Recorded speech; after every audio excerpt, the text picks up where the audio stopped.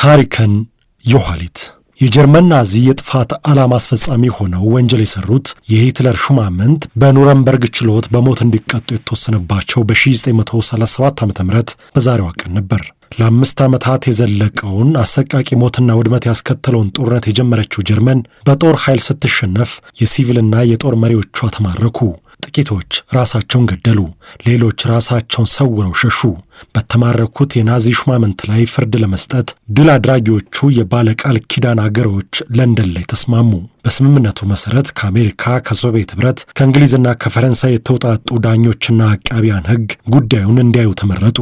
ተከሳሾቹ የሚጠየቁበት ሕዝብን በጅምላ በመጨረስ የጦር ወንጀለኝነት፣ ጦርነት በመቀስቀስ በሰላም ላይ በተፈጸመ ወንጀል እና ሲቪሎችን በጦርነት በመማገድና በመግደል በስብዕና ላይ በተፈጠረ ወንጀል እንዲጠየቁ በለንደኑ ስምምነት ተጠቅሷል። ችሎቱ የሚታይባት ከተማ ኑረምበርግ እንድትሆን ተመረጠች። ለዚህም ምክንያቱ ኑረምበርግ በጦርነቱ ከወደሙት የጀርመን ከተሞች በተሻለ ቁመና የምትገኝና የተለያዩ የናዚ ድጋፍ ሰልፍ ሲደረግባት የቆየች ከተማ መሆኗ ነው።